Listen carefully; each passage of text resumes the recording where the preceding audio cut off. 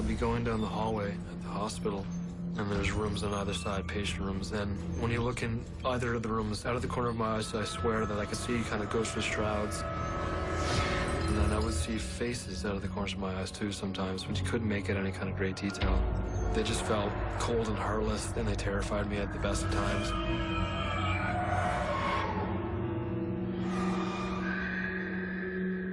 At 3:23 in the morning, I wake up, rolled over, looked towards Gwen, when all of a sudden, at the closet door, I could see the outline of a female. As soon as I saw that, I kind of gasped.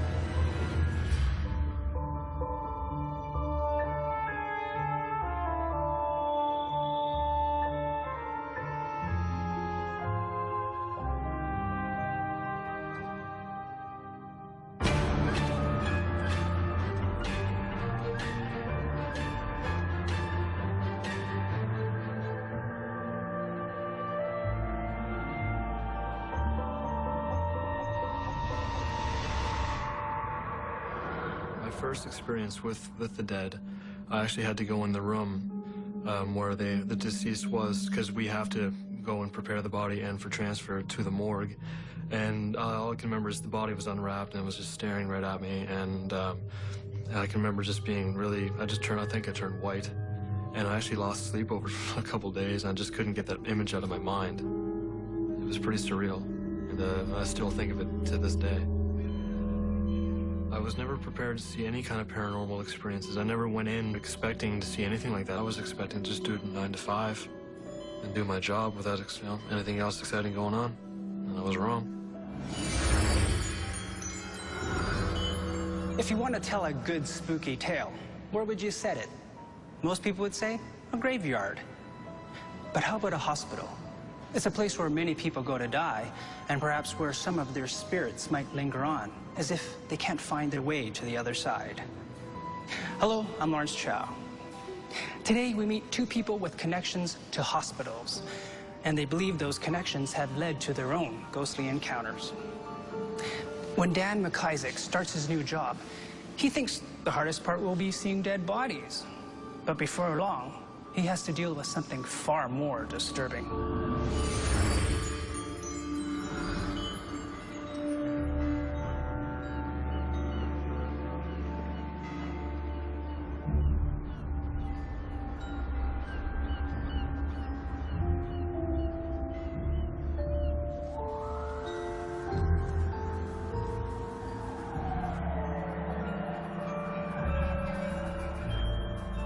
I started at the hospital about 7 years ago. I can remember very early on, actually. I was doing a back shift one night. It was 2 in the morning, and I was coming back from another part of the hospital. I was flipping through papers in my hand. And I can remember there was a window, and it was so black you couldn't see outside. And I looked up. There was, in the black window, I could see this figure from the waist up of this woman looking directly at me. And I went to turn around to see who it was in the reflection, and there was nobody, not even anybody living. There wasn't even anybody there. I turn white as a ghost, and I start running back to my office, thinking, what did I just see? I couldn't believe it. I was terrified more than anything else. What I just saw, I couldn't believe if that was a ghost or not. When I did believe it was a ghost, because there was nobody else in the hallways, and there was nobody until I got to my office. You could only see from the waist up. She had long brown hair, and she was see-through. She wasn't like a whole kind of person. You couldn't see too much of her. She didn't look familiar. I have never seen her before in my life until that night. So I felt 100% certain that I did see a ghost. I maybe realized that she could have been a patient at that part of the hospital, and maybe she just wasn't ready to go back into the afterlife, and she's back with us for some reason. And that reason I will never know.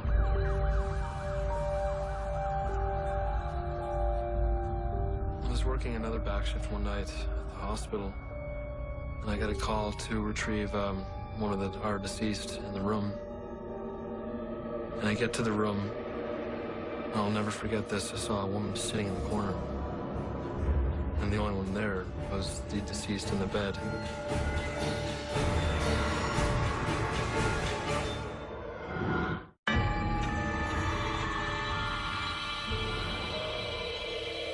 I was working another back shift one night at the hospital, and I get to the room. I'll never forget this. I saw a woman sitting in the corner. And the only one there was the deceased in the bed. And I did a double take, and there was nobody there when I looked again.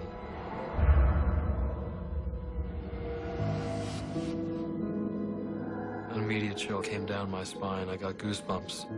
And then I knew I just had to leave there to collect my thoughts, and I went back into the hallway, and I was terrified. But I knew I had to go back in there and do my job, so I went in, and the only thing visible in there was the body itself. So I'm thinking to myself, okay, I probably just saw the ghost of the deceased in the bed. I'll never forget her. She was wearing a blue robe, long blonde hair, and she looked directly at me.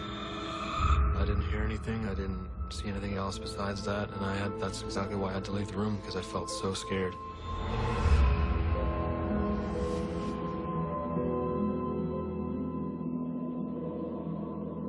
Up at this point, I was pretty scared of what I've seen so far.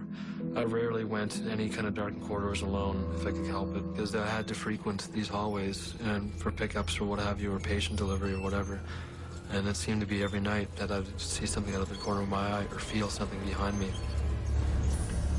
I'd be going down the hallway, and there's rooms on either side, patient rooms. And when you look in either of the rooms, out of the corner of my eyes, I swear that I could see kind of ghostly shrouds.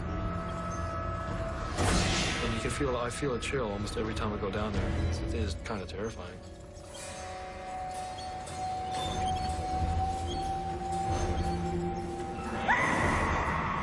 Sometimes, if there was a light coming from the back, it would illuminate more of the shrouds.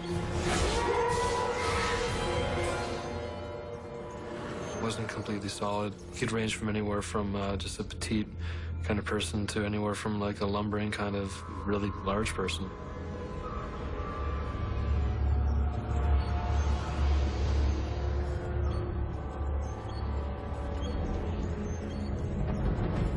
I would see faces out of the corners of my eyes too sometimes, but you couldn't make it any kind of great detail.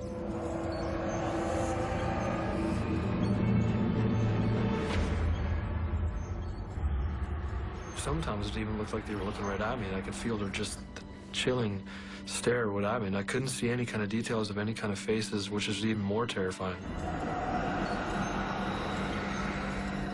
You could swear you could feel the breath on the back of your neck, and it was just this cold, heartless feeling and just this terror that just goes right through you, and I get goosebumps every time it happened to me.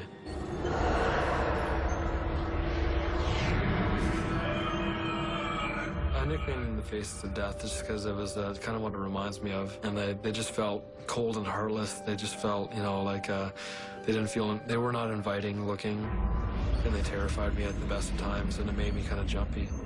I won't lie, you know, it's just seeing these kind of specters, and you don't know, it's unfamiliar for a lot of people, and it's still kind of can be unfamiliar for me. Especially when you're alone in the hospital. You know, it's not well lit, it's very dark, and you're very much alone a lot of the times. It's an old hospital itself, so I mean, there's been a lot of deaths that happen in that hospital, and it's happening day by day.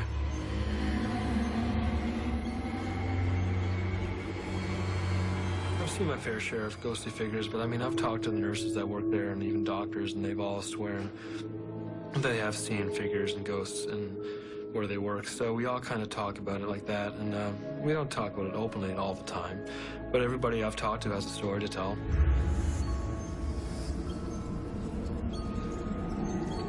I figure a lot of these patients, the ghosts that are still around, from what I've seen in the hallways and the doorways and what have you, are taken, a lot of them feel they might be taken too soon from their life, and they haven't really accomplished what they have to done when they were alive.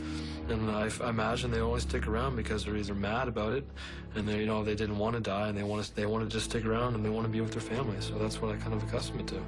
They want to be back on this earth, and in the form they are. Hospitals are a frequent setting for reports of paranormal activity. There's a belief that when people die suddenly, as they do in emergency wards, their spirits might not be ready to pass on. But would such ghosts be confined to the hospital? After a startling encounter in his own home, Stephen Flynn doesn't think so. How my encounters began was I live in an apartment building. It's a 6-unit building that's probably 40 to 45 years old. And when I moved in 2001, didn't really notice anything out of the ordinary, but, you know, you sort of get a sixth sense of something different here. We've done research on the building itself, and in particular in this apartment, we've never found any indication of anybody passing away in that apartment. The building itself, as I said earlier, is only 40 to 45 years old, so it's fairly new. It doesn't have a long history as many of the buildings in St. John do. But there's something that has made its way there.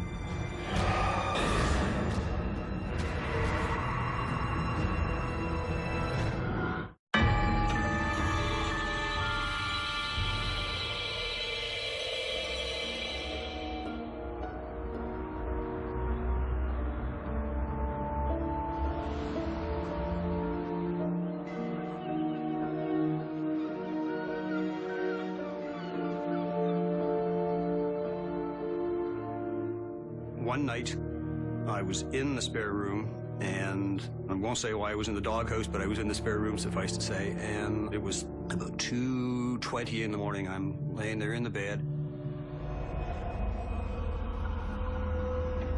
and all of a sudden, from that mirror comes a bright flash of light, sort of into the room. And right after that bright flash of light, of course, you know, the goosebumps start, and then the room gets deathly cold, and it really, really got cold in there. It was unfeeling, it was unwelcome, and it was frightening. I'm laying there in bed, absolutely terrified about what has just happened, because I have no explanation for where this light source came from, why it happened, and why I'm suddenly freezing in this room that, you know, shouldn't be that cold. So I lay there for a great length of time, scared to move. One of the reasons why I was scared to move is because the only way I can exit the room is to go past that mirror. But we're on the 3rd floor in this apartment. We're high enough up that car lights couldn't possibly shine in there. Street lights, there are no street lights in that area to shine in the room. There is nowhere, no way, no how that any light could have possibly gone into the mirror and come out. I didn't think of going back to sleep, not for 1 minute, because I didn't know what I was experiencing. And I thought, the last thing I want to do is go to sleep right now. And oftentimes it happens with fear, is that fear wakes a person up. I mean, I was fully awake. I probably could have gone to work at that point. I don't think it was death, per se. I just think it was evil. It was something that wasn't friendly. And, you know, one of those things that I don't ever want to experience again. Once in a lifetime for that is enough.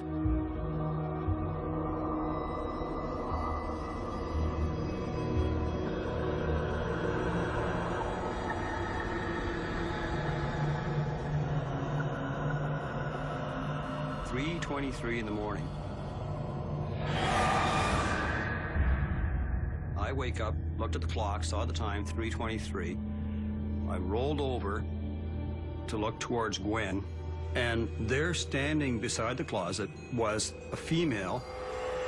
She appeared to be pulling on an orange sweater or a blouse, and around her head there was an aura of orange, green, purple, and red. Very, very clearly defined aura. As soon as I saw that, I kind of gasped, stared at her for a second, and she was still there trying on this orange sweater or blouse. I said, Gwen, wake up. Gwen went, what? Woke up. I said, turn your light on. There's a ghost beside your bed. So she rolled over, turned on her light, and of course, as soon as she did, the ghostly figure disappeared.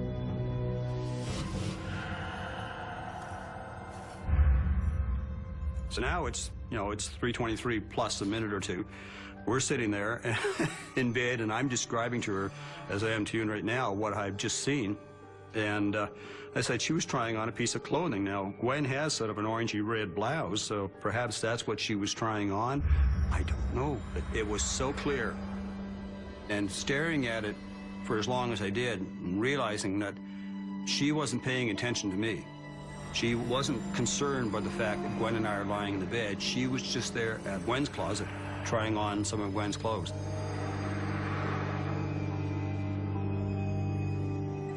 It wasn't negative. I'm not going to say it was a positive energy. It wasn't like, you know, warm, fuzzy feeling. But it wasn't the cold, ice-cold feeling that I got with the flash of light from the spare room. It was more or less just a feeling that there's somebody here. I'm not afraid. She's not afraid. So, like, let's just let life go on. If anything, I was kind of disappointed when we turned the light on and it disappeared. And I wish in a way now, you know, looking back, that I hadn't told Gwen to turn the light on. I should have just said to her, just roll over and take a look and watch this individual the same as I'm watching, and let's see what happens. Gwen has a theory, and I think she may be right bang on in this, that she works in a hospital. She's a very, very caring kind of person. And one of the first things she said was, well, it must be one of the spirits that's followed me home from work. So, I mean, she didn't even give it a second thought as to where it probably came from. She's much more in touch with what's going on the other side. And so she's not spooked by it for the most part. She's not overly concerned by it. If anything, she's curious by it, which I am now too. I mean, I've gotten much more curious and much more accepting of something else out there. It's one of those things you can't really pinpoint why I was the lucky or unlucky, however one wants to put it, person to see that individual. But, you know, maybe it was her way of saying, you know, getting the message to me that we do exist on the other side. And you can be as skeptical as you want, but the reality is that we exist. It was midweek. I don't remember the exact day, but it was late December, if memory serves me well. So at around 11 o'clock, off I go into the bedroom to go to bed.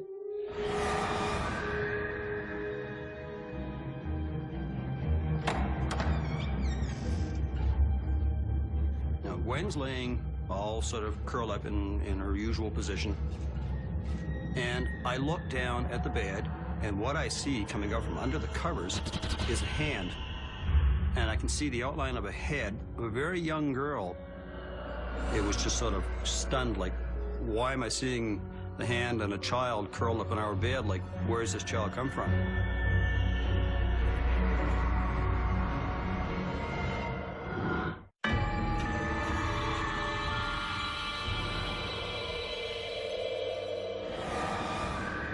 But around 11 o'clock, off I go into the bedroom to go to bed. Now, Gwen's laying all sort of curled up in her usual position.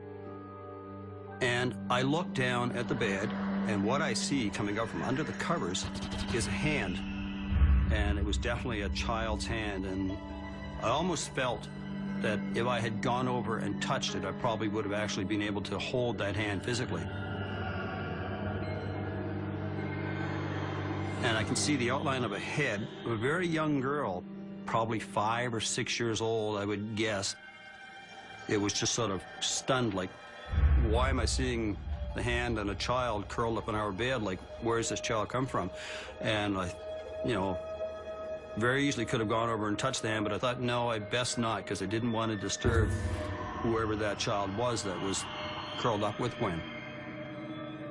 Sometimes it's best to leave well enough alone, and if it's something unexplained, sometimes just leave it unexplained and, you know, don't disturb what's happening there.